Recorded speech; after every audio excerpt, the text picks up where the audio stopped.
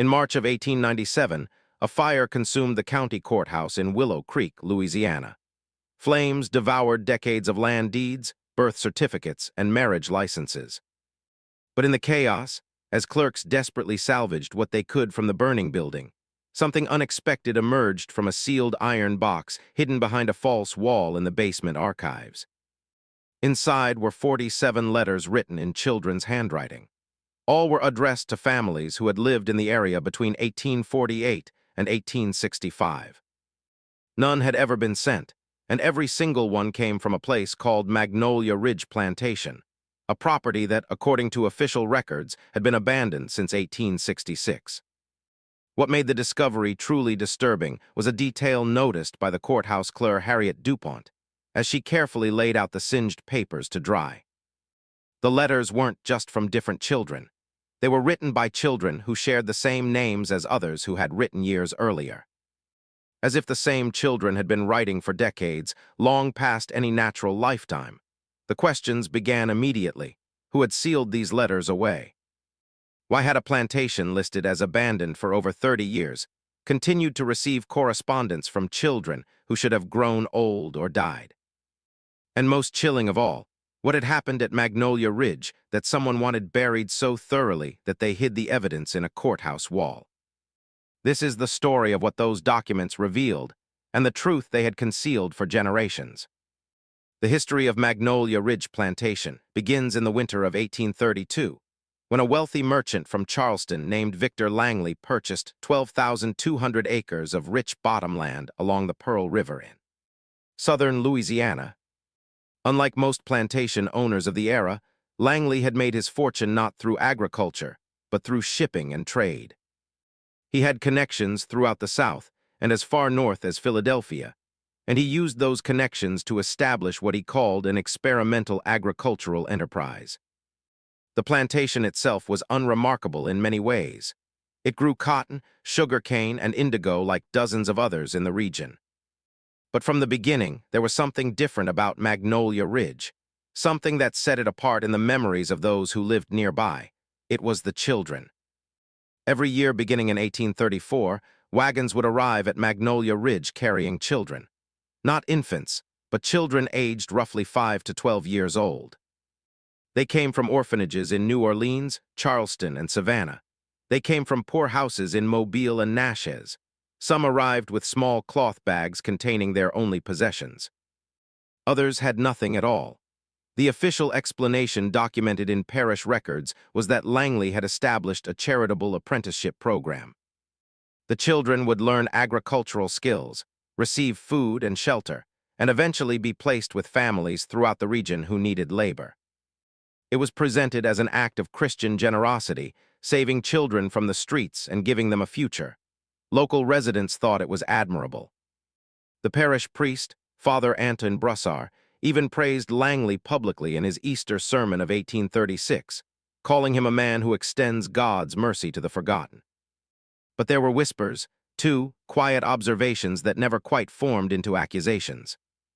The plantation workers, both enslaved people and the few white overseers, noticed that the children who arrived at Magnolia Ridge were never seen working in the fields.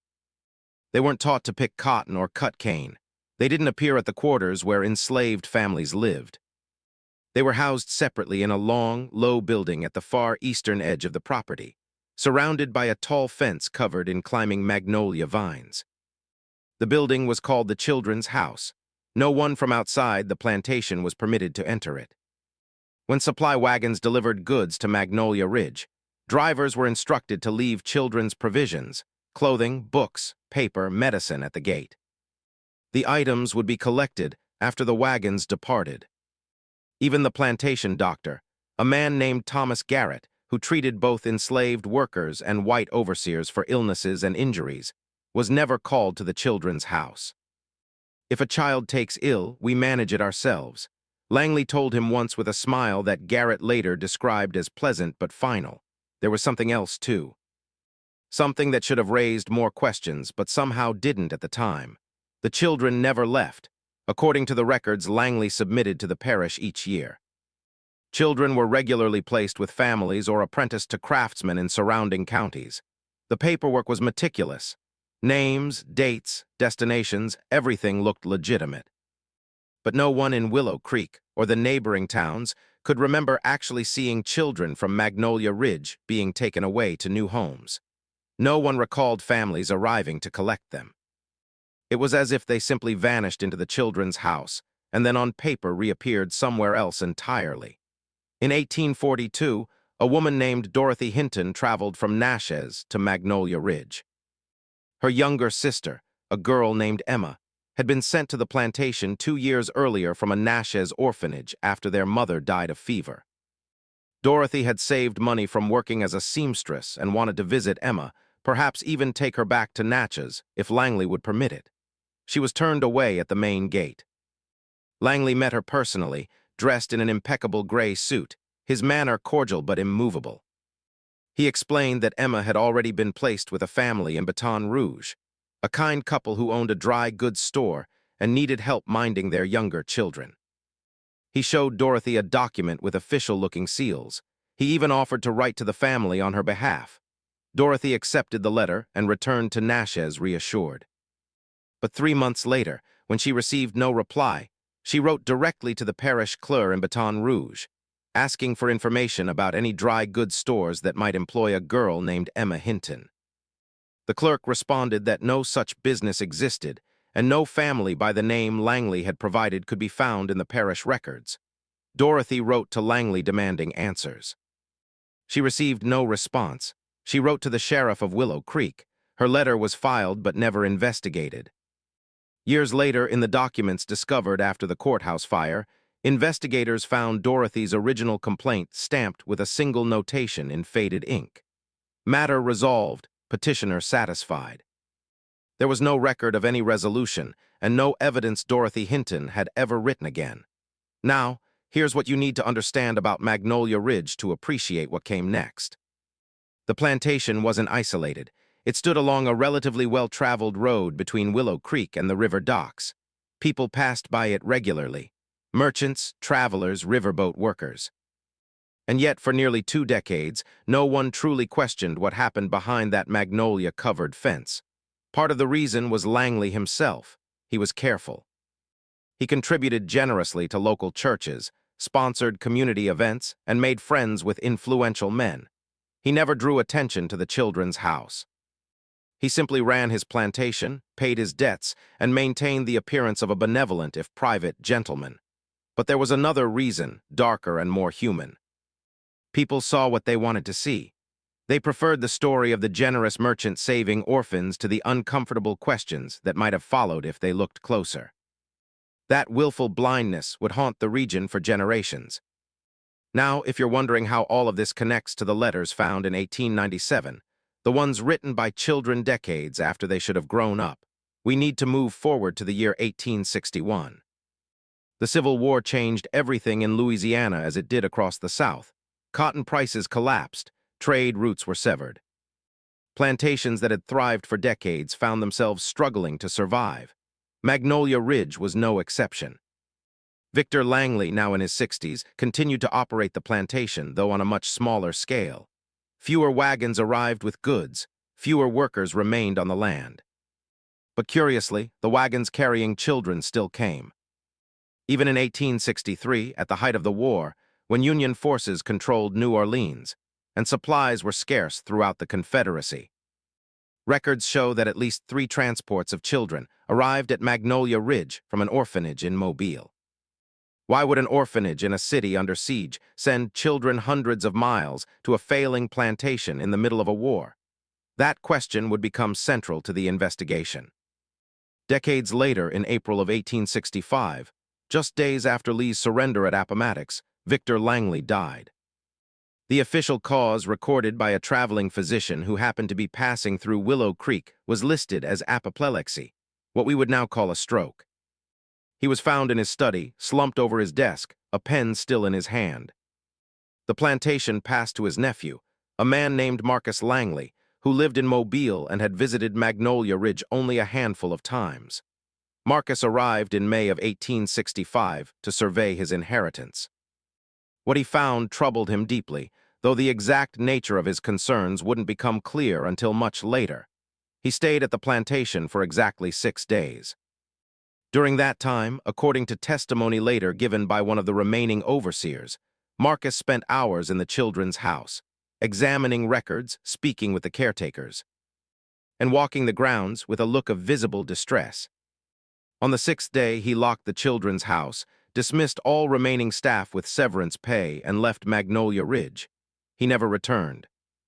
In June of 1866, Marcus Langley sold the entire property, buildings, land, equipment to a timber company based in Baton Rouge for a price far below market value. The sale contract included one unusual stipulation. The children's house and the acre of land surrounding it were to be left untouched. The building was to remain locked, and no one was to enter it for any reason. The timber company agreed. It was a strange request, but the land was valuable enough that they didn't argue. For the next 30 years, Magnolia Ridge Plantation ceased to exist as a working property. The fields grew wild. The main house slowly deteriorated. Timber crews cut down trees on the western sections of the land, but avoided the eastern edge where the children's house stood, now barely visible behind decades of unchecked magnolia growth. And there the story might have ended, lost to time and overgrowth, if not for the fire in 1897. When Harriet DuPont, the courthouse clerk, first examined the letters found in the iron box, she assumed they were simply old correspondence that had been misfiled. But as she read them, the strangeness began to reveal itself. The first letter was dated July 14, 1848. It was written in a careful, childish hand on thin, yellowed paper. The letter read, "Dear Mama, I am at the plantation now. Mr. Langley says I will learn many things here and that you should not worry. The house is big and there are other children. We have lessons every day. I miss you. Please write to me, your daughter Sarah." Simple, heartbreaking in its innocence, but nothing particularly unusual. The second letter was also from a Sarah dated November 3, 1852. "Dear Aunt Margaret, I have been here 4 months now. Mr. Langley says, I am progressing well in my studies. There are 15 of us in the house. We are not allowed outside the fence, but we have a garden. I would like to see you again. Please come visit your niece, Sarah." Harriet noticed the surname. Both Sarah had written Sarah Colby. The third letter, dated March 19, 1859, was also signed Sarah Colby. "Dear Father, I hope this letter finds you in good health. I have been studying mathematics and natural philosophy. Mr. Langley says I show great aptitude. I do not understand why I cannot receive letters from you, but I am told the postal routes are unreliable. I remain your loving daughter, Sarah." Harriet laid the 3 letters side by side. The handwriting was different, clearly written by different people. The circumstances described were different, but the name was the same, and the tone of each letter held the same unsettling quality, polite, educated, completely unaware that anything was wrong. As Harriet continued through the letters, the pattern became undeniable. There were multiple letters signed by children named Thomas Reed, spanning 1850 to 1864. Several from a Mary Brennan written between 1853 and 1862. 4 from a boy named William Cross, dated across a 9-year period.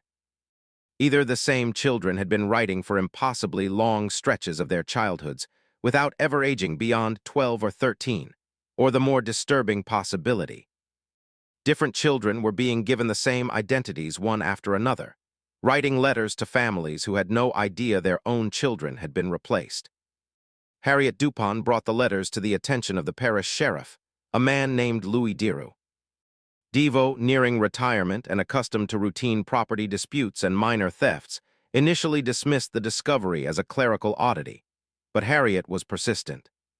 She compiled the letters by name and date, creating a chronological record that was impossible to ignore.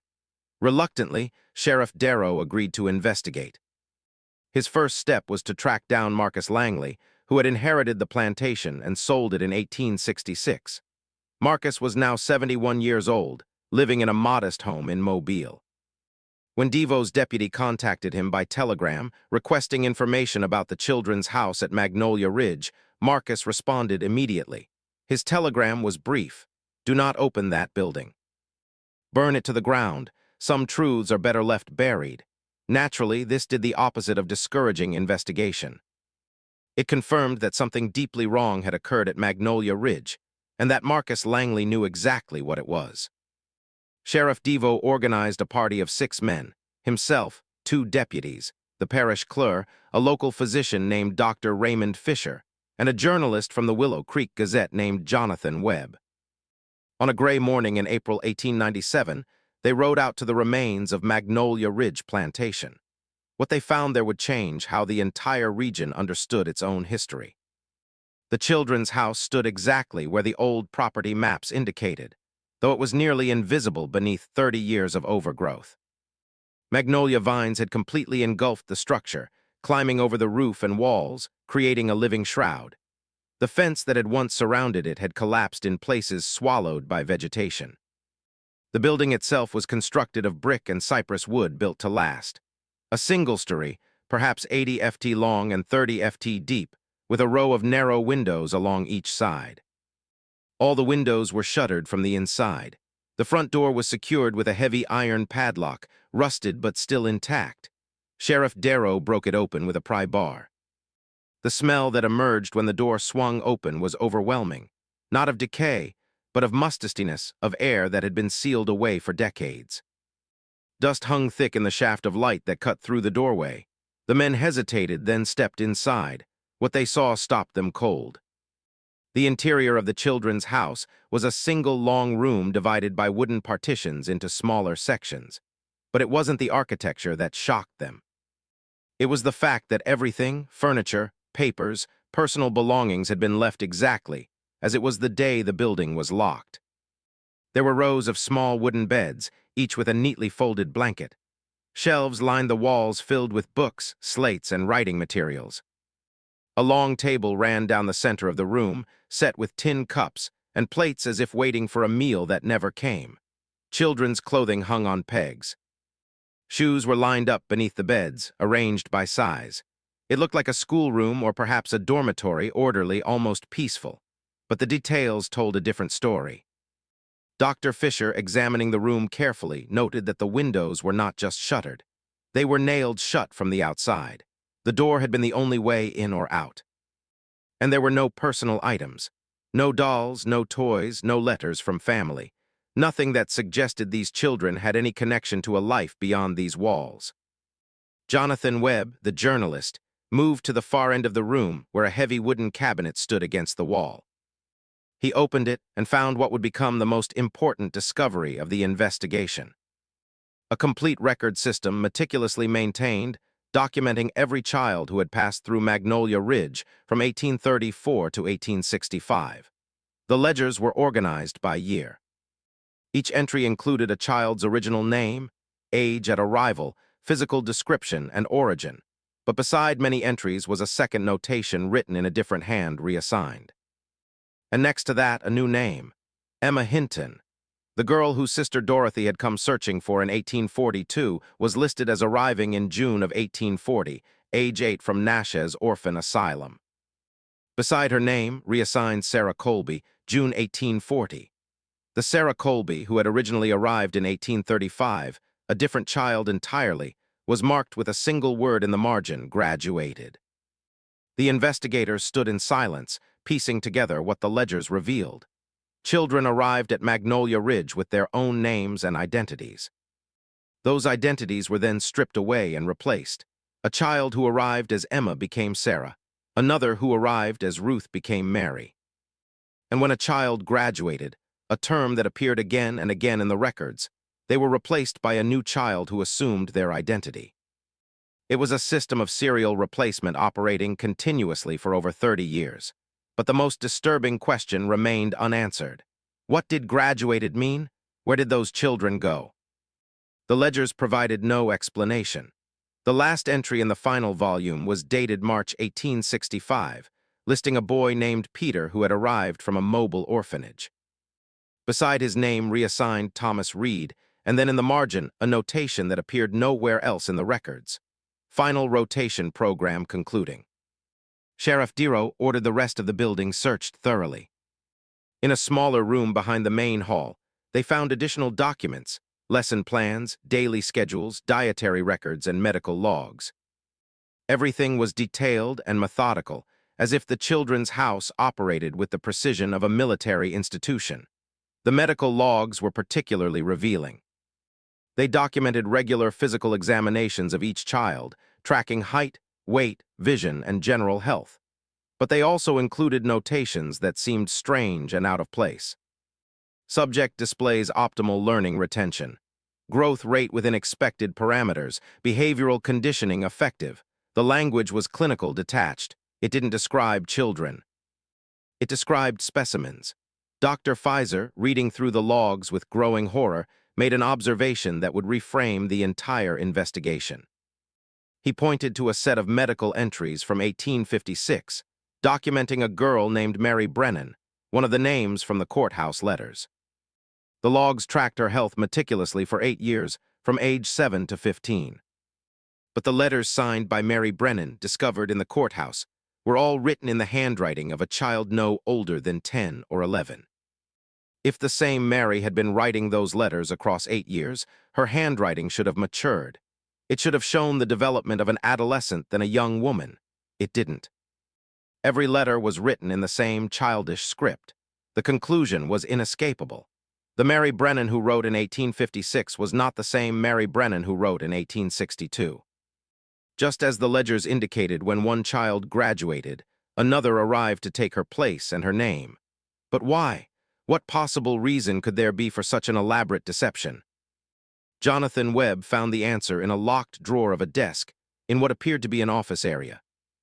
Inside were contracts, legal agreements between Victor Langley and various institutions across the South. Orphanages, poor houses, charitable societies. The contracts were all variations of the same arrangement. The institutions would provide children to Magnolia Ridge for educational and agricultural training. In exchange, Langley would pay a quarterly fee to each institution. But there was a second set of contracts hidden beneath the first. These were between Langley and wealthy families in Charleston, Savannah, Mobile, and New Orleans. The agreements were written in deliberately vague language, but the intent was clear. Langley would provide these families with educated and conditioned servants at regular intervals, young people who had been prepared for household service through comprehensive training. The families paid substantial sums for this service. The contract specified that the servants provided would be between ages 14 and 16, literate, obedient, and without family connections or legal encumbrances. Sheriff Darrow read the contracts twice, trying to process what they meant. Then the full picture came into focus. Magnolia Ridge wasn't an orphanage or a school, it was a processing facility. Children arrived young, were stripped of their identities, trained and conditioned for years, and then sold as domestic servants to wealthy families who wanted workers without the legal complications of slavery or the emotional complications of hiring someone with a family who might come looking for them. The identity swapping served two purposes. First, it created a paper trail showing that children were constantly being placed with families, which satisfied any oversight from authorities.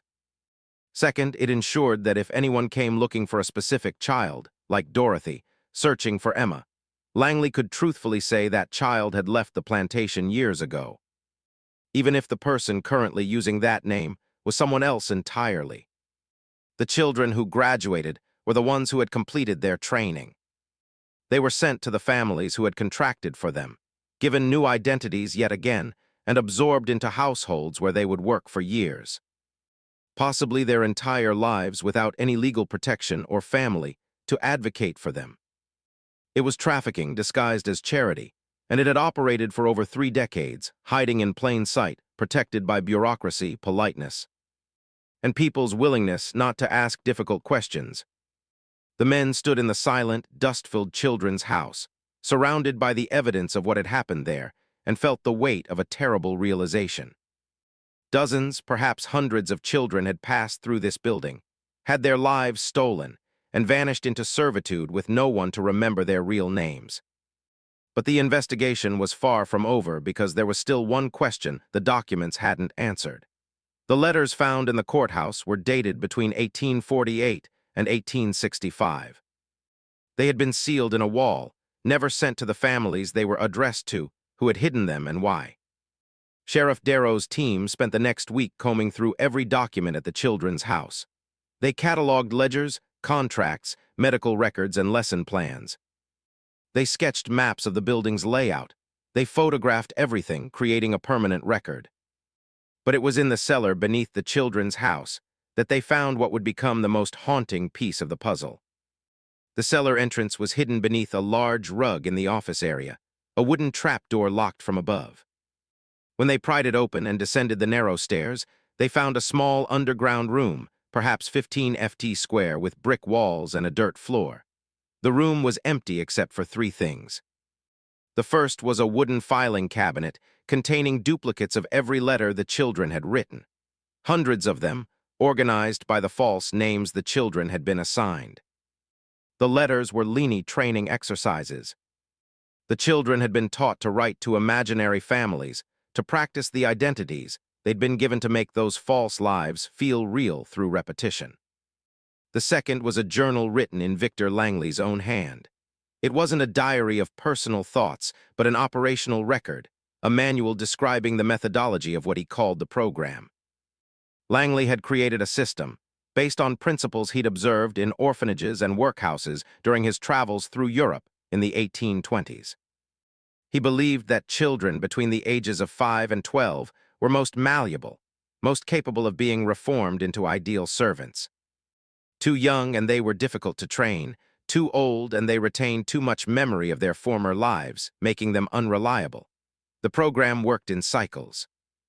Children arrived and were immediately given new identities, names carefully chosen to match the region and era, designed to seem unremarkable. They were taught reading, writing, arithmetic, and household skills.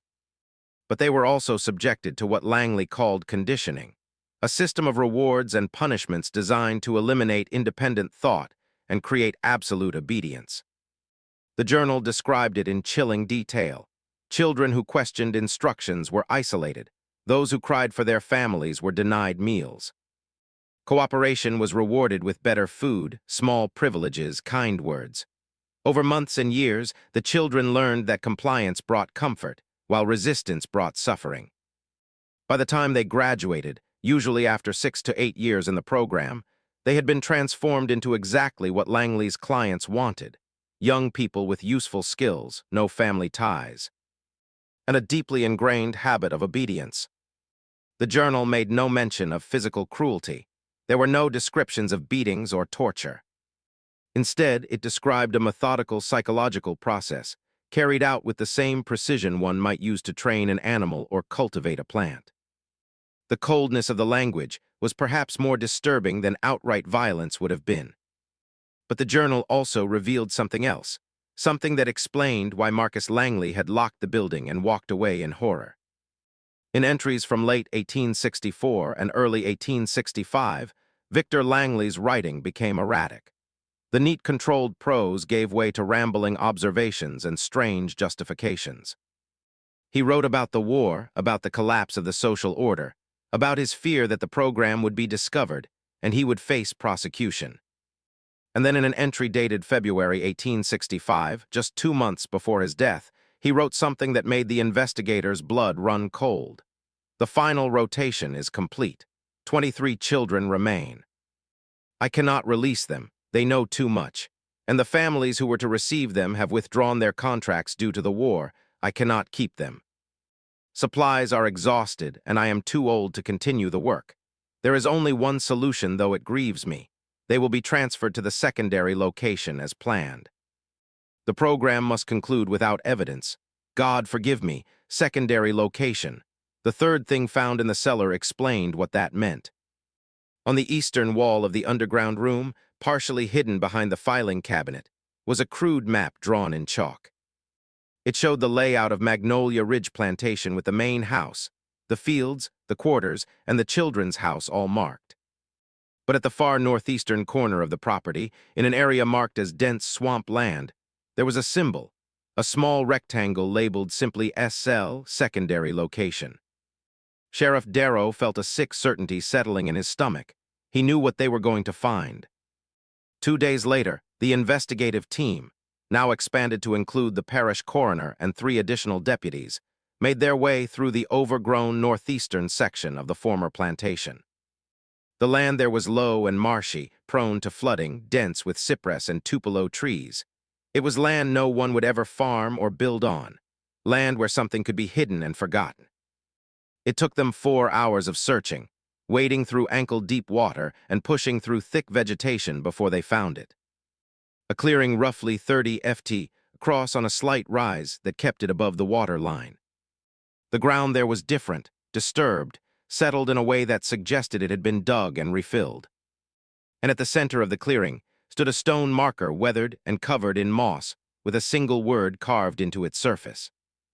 The coroner ordered the site excavated. Over the next 3 days, working carefully, the team uncovered what they had feared they would find. 23 graves, shallow, unmarked except for the single stone. The remains were examined by Dr. Fisher and the coroner. All were children or young adolescents aged approximately 12 to 16 based on bone development. There was no evidence of violent trauma, no broken bones or signs of struggle.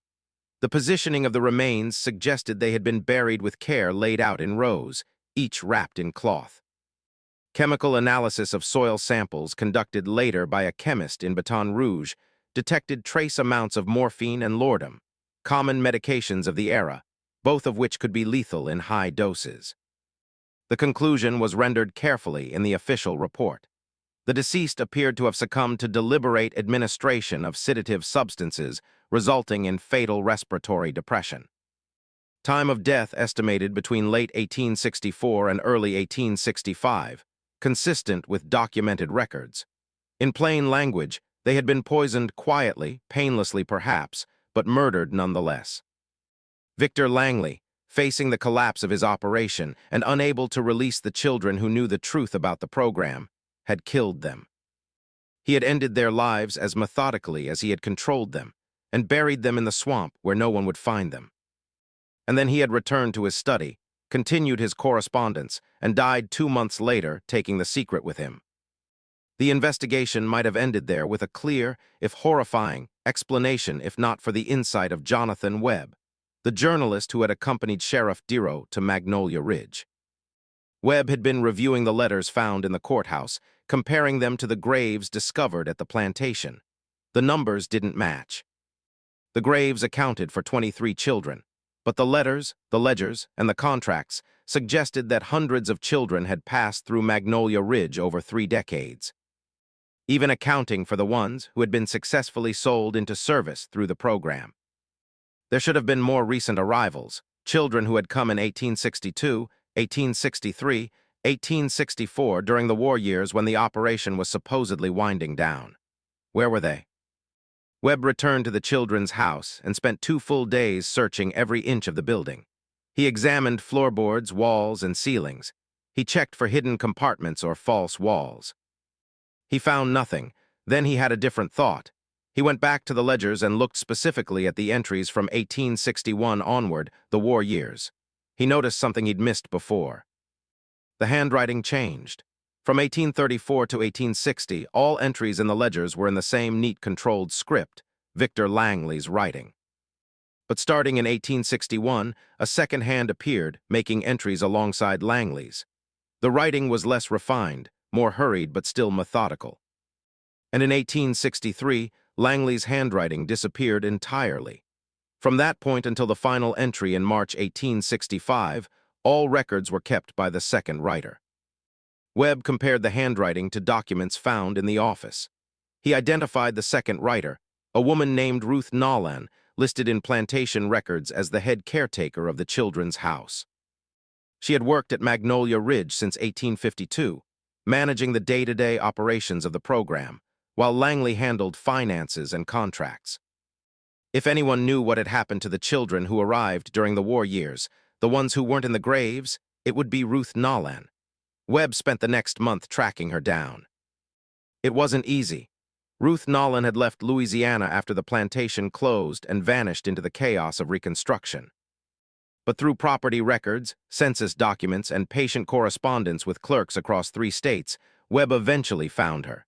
She was living in Beaumont, Texas under the name Ruth Davis. She was 78 years old, working as a housekeeper for a widow. When Webb located her in June of 1897 and explained why he'd come, she went silent for a long moment. Then she said, "I wondered when someone would finally ask." Ruth Nolan's testimony, given over 3 days in a Beaumont boarding house and recorded by a stenographer Webb had hired, provided the missing pieces of the story. She had been 19 years old when Victor Langley hired her in 1852. She'd been working as a maid in New Orleans, struggling to support herself after her father died. Langley offered good wages, room and board, and work that he described as caring for and educating unfortunate children. It seemed like an opportunity. She arrived at Magnolia Ridge expecting to find an orphanage. Instead, she found the program. At first, she told herself it wasn't so different from any workhouse or apprenticeship system. Children were being trained for positions in service. Wasn't that better than leaving them on the streets? But over the months and years, the reality wore down her justifications. She saw children arrive frightened and confused, calling out for parents or siblings they'd been separated from. She watched as they were methodically broken down through isolation and manipulation. She witnessed the moments when a child's resistance finally collapsed, when they stopped asking when they could go home and simply accepted their new name, their new life, their new purpose. "I told myself I was keeping them safe," Ruth said, her voice barely above a whisper as the stenographer's pen scratched across the page. "I made sure they were fed, that they stayed healthy. I taught them to read. I thought that was enough. I thought I was doing the right thing. But in 1861, when the war began, everything changed. The contracts dried up. The wealthy families who had purchased Langley's servants were dealing with their own crisis. Sons going to war, fortunes collapsing, households in turmoil. No one was buying anymore. But the orphanages, desperate and overcrowded, kept sending children. They had nowhere else to put them. By 1863, there were over 60 children at the Children's House, far more than the facility was designed to hold. Supplies were scarce. Food was rationed. Langley, struggling to manage his failing plantation, spent less and less time dealing with the program.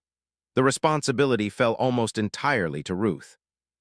And then, in August of 1863, Langley made a decision that Ruth had been dreading. He told her to stop accepting new children. The ones already at Magnolia Ridge would remain until the war ended and contracts could be resumed, but no more would arrive. Ruth objected. She knew what happened to children in overcrowded orphanages during wartime. Disease, starvation, neglect. Magnolia Ridge, for all its darkness, at least kept children alive and fed. Langley dismissed her concerns. The program was financially unsustainable. It was ending, so Ruth made a choice. She continued to accept children sent to Magnolia Ridge, but she didn't record them in the ledgers. She didn't tell Langley they'd arrived. Instead, she created a separate arrangement. There was a community of free black families living in the woods, northeast of the plantation, near the swampland. People who had purchased their freedom or escaped slavery decades earlier and established a hidden settlement. Ruth had known about them for years. The plantation's enslaved workers traded with them occasionally, and Ruth had helped deliver supplies to them during particularly harsh winters. She approached the community's elder, a woman named Judith, and made a desperate proposal. Would they take the children who arrived, hide them, raise them, give them a chance at a life beyond the program? Judith agreed, but with conditions. The children would be absorbed into the community, but they could never leave. The settlement's existence depended on secrecy. If word got out, if authorities discovered free black families living independently in the woods, they would be scattered, possibly re-enslaved or driven out. The children would have to become part of that secrecy. From late 1863 until early 1865, Ruth smuggled 18 children out of Magnolia Ridge. When wagons arrived with new orphans, she would accept them, provide them with food and rest, and then in the dead of night, lead them through the swamp to the settlement. Judith's community took them in, gave them new names, real names chosen by the children themselves when possible, and integrated them into their families. "Those 18 are the only souls I managed to save," Ruth told Webb, tears running down her weathered face. "The others, God help me, I couldn't do anything for them." She had been there at Magnolia Ridge when Victor Langley made his final decision about the 23 children who remained. She had tried to argue with him, begged him to release them or let her find homes for them. Langley refused. They knew too much. They could expose the program, and he was too ill, too tired, too broken by the collapse of everything he'd built to deal with the consequences. Ruth wasn't present when he administered the lordom. She didn't help bury them in the swamp, but she knew. And she had stayed silent, paralyzed by guilt and fear, until Marcus Langley arrived and shut down the plantation forever. Marcus knew, she said. He found his uncle's journal just like you did. He read what had been done, and he made the choice to bury it all, lock the building, sell the land, walk away. He thought that was mercy. Maybe it was. I don't know anymore. Jonathan Webb asked her the question that mattered most. Did she know what had happened to the children who had been sold through the program? Could any of them be found, their true identities restored? Ruth shook her head slowly. They're lost, scattered across the South, living under false names in families who likely never told them the truth of how they came to be there. Some might still be alive. Old men and women now believing the lies they were taught as children. Or maybe they figured it out years ago and chose to keep silent because what good would the truth do them now? She paused, then added, the ones I saved, the 18 in the settlement, they have families now. Children, grandchildren, they built lives.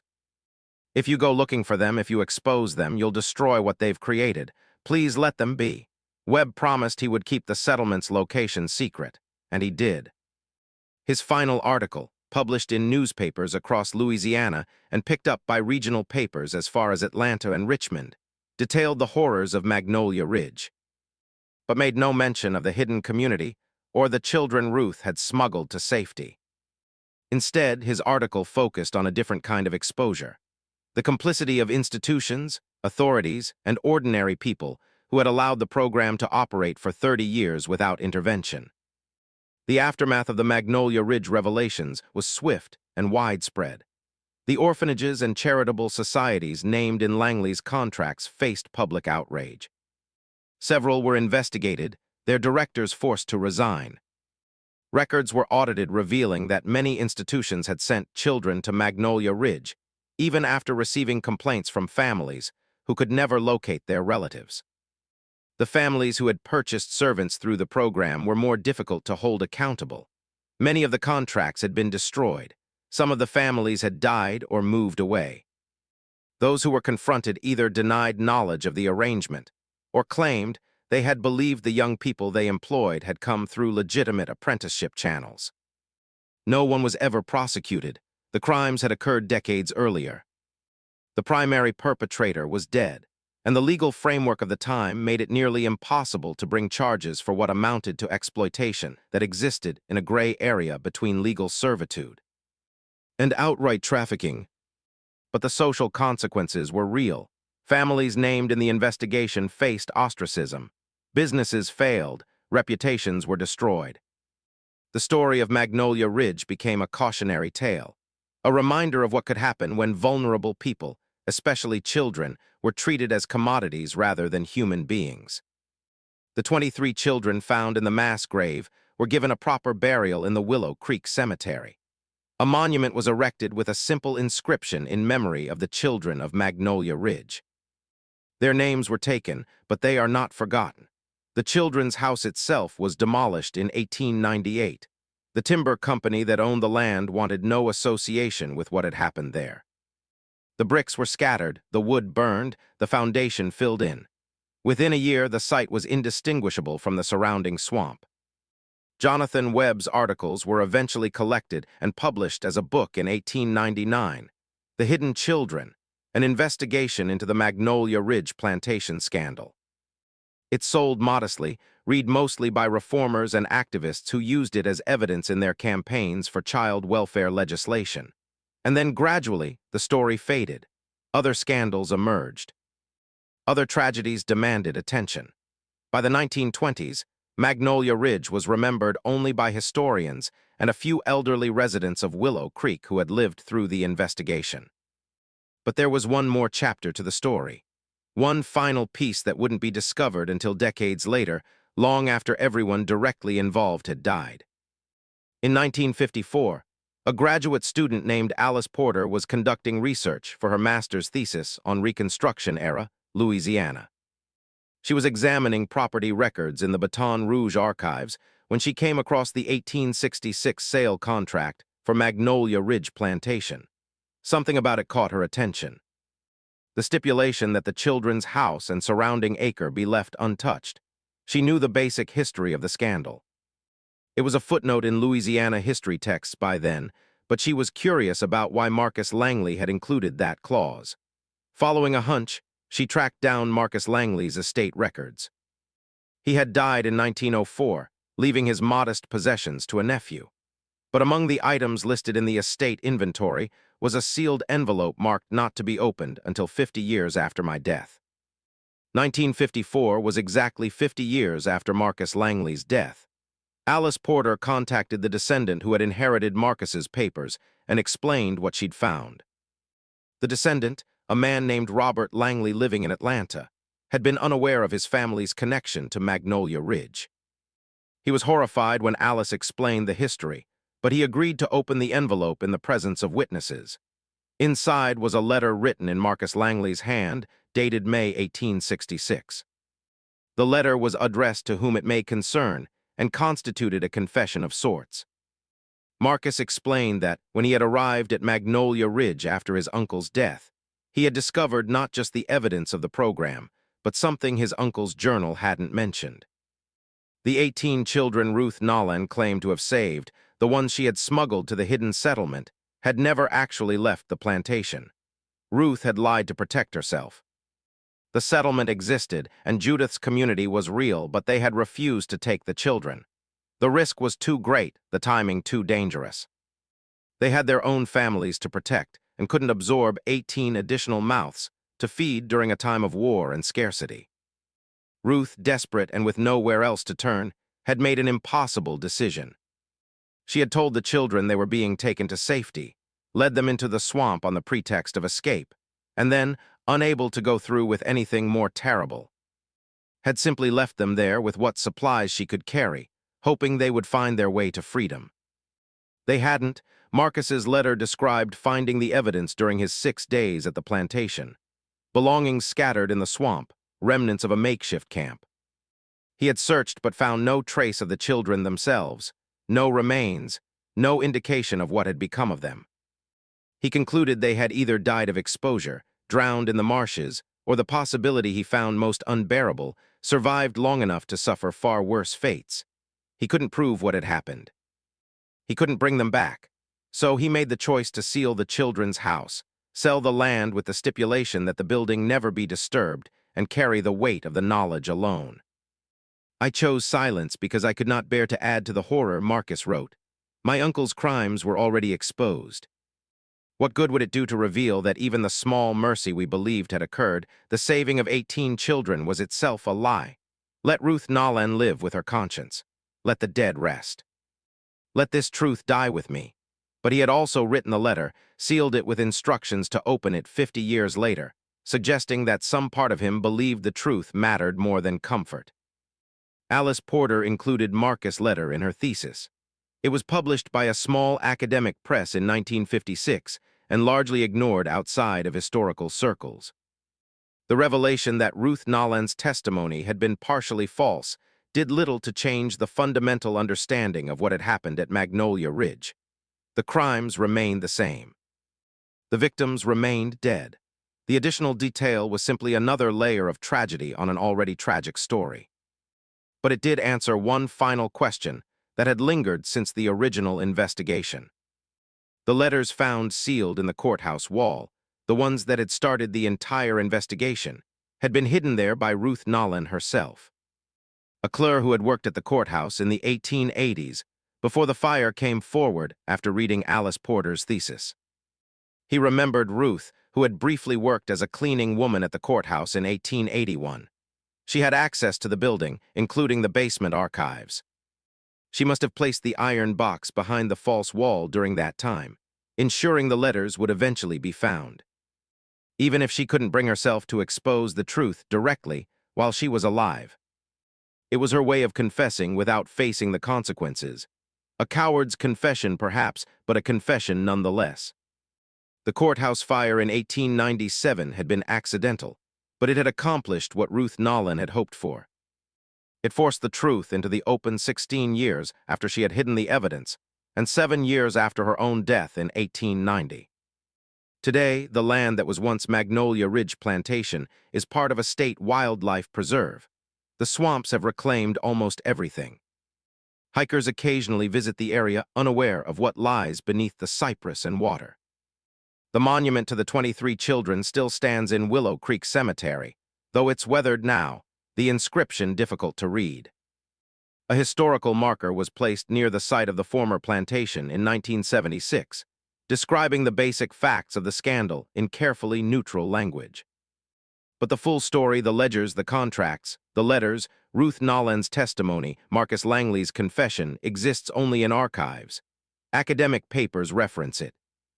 Occasionally, a documentary filmmaker or podcast host discovers it and brings it to public attention again briefly before it fades back into the background of history.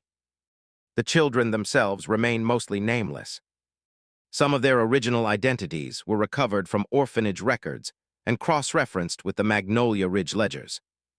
But many of the institutions involved had destroyed or lost their own documentation.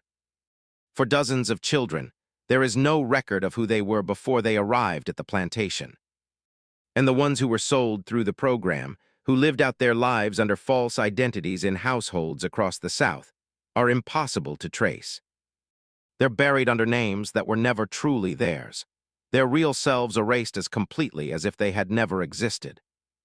There is, however, one strange footnote to the story that emerged in the 1970s during the construction of a highway expansion near the old plantation site.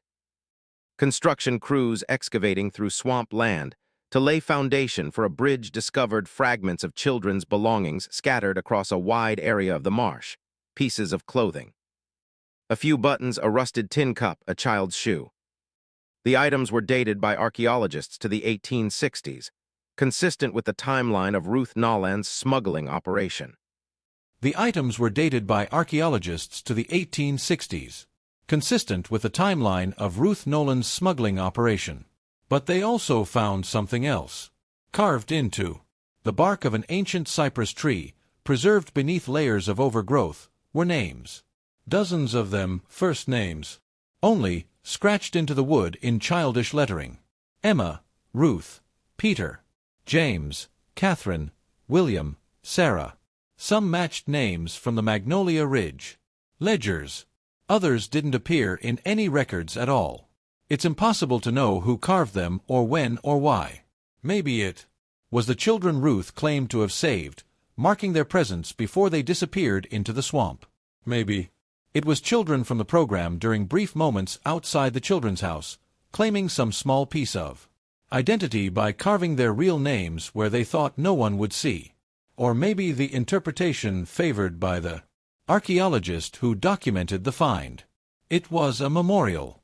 Children who knew they would be forgotten, leaving the only trace of themselves they could. The tree was cut down during the highway construction. A section of the trunk with a carved name still visible was preserved and is now housed in the Louisiana State Museum in Baton Rouge. It's displayed in a small exhibit on child welfare history, rarely visited, easy to overlook among the larger narratives of Louisiana's past. But the names are still there, carved deep enough that time and rot couldn't erase them. And in a sense, that's the legacy of Magnolia Ridge. Not the scandal, not the investigation, not even the graves in the swamp, but the stubborn persistence of those names refusing to be forgotten. Even when everything else, identities, families, futures, had been stripped away, the children of Magnolia Ridge were hidden for generations. Their suffering was concealed behind pleasant lies and bureaucratic efficiency. But the truth, like those carved names, had a way of surviving. It waited in sealed iron boxes and hidden journals. It rested in mass graves and chalk maps on cellar walls. And eventually, when fire and curiosity and the passage of time aligned, it surfaced, not to bring justice, Justice was impossible for crimes so old and perpetrators so long dead. But to bear witness to say that it happened, that it mattered, and that the children who passed through those gates and into that magnolia-shrouded building were real. Their names were taken, but they are not forgotten. If you've made it this far into this story, take a moment to like this video. These historical investigations take weeks of research to bring to you, and your support helps us uncover more forgotten stories like this one. The question that haunts historians who study the Magnolia Ridge case isn't really about what happened. The documents make that clear enough. The question is, how many other places like it existed? Victor Langley wasn't an anomaly. He was simply one man who created a system to exploit a vulnerability that existed throughout the 19th century. The vulnerability of children without families, without advocates, without anyone to notice when they disappeared. Orphanages and poor houses operated with minimal oversight. Children were routinely placed out or apprenticed to adults with little investigation into whether those placements were legitimate. If a child vanished from an institution's records, there was rarely anyone to ask why. And if someone did ask, a forged document or a plausible lie was often enough to satisfy them. How many other Victor Langleys were operating in the shadows of the 1800s? How many other programs, hidden behind charitable facades, treated children as resources to be processed and sold? The Magnolia Ridge documents provide a rare window into one such operation, preserved by accident and discovered by chance. But the very fact that it remained hidden for so long, protected by locked doors, sealed boxes, and people's reluctance to confront uncomfortable truths, suggests that other stories remain buried still. In parish records across Louisiana, researchers have since found hints of similar patterns. Orphanages with unusually high placement rates and no follow-up documentation. Charitable institutions funded by wealthy donors, whose business records show payments for household staff acquisition. Property transfers with strange stipulations about buildings that must remain locked or land that must stay undisturbed. None as thoroughly documented as Magnolia Ridge. None that led to mass graves or revealed such a methodical system. But enough to suggest that Langley's program wasn't unique, just uniquely well-documented. That's the truly disturbing legacy of this story. Not that it happened, but that it was allowed to happen, and that it likely happened elsewhere in ways we'll never fully uncover. There's one more detail worth sharing before we close this investigation. Something that didn't make it into Jonathan Webb's original articles or Alice Porter's thesis, but was recorded in the personal notes of Sheriff DeVoe. During the excavation of the mass grave in 1897, the coroner documented each set of remains carefully, creating detailed records of bone measurements, dental structures, and any identifying characteristics. Among the 23 children, one stood out. The skeleton was that of a girl approximately 14 years old, buried with slightly more care than the others. She had been wrapped in a finer cloth and positioned with her hands folded across her chest. Beside her, tucked into the cloth wrapping, was a small object that had survived the decades underground.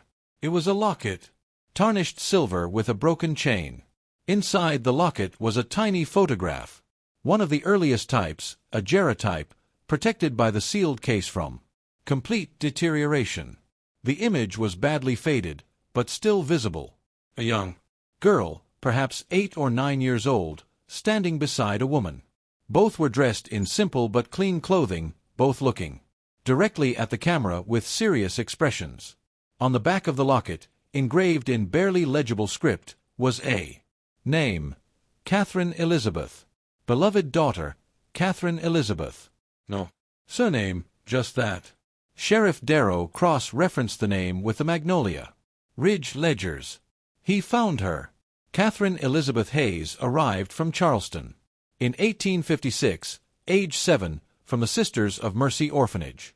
Reassigned as Mary Brennan 2 weeks after arrival.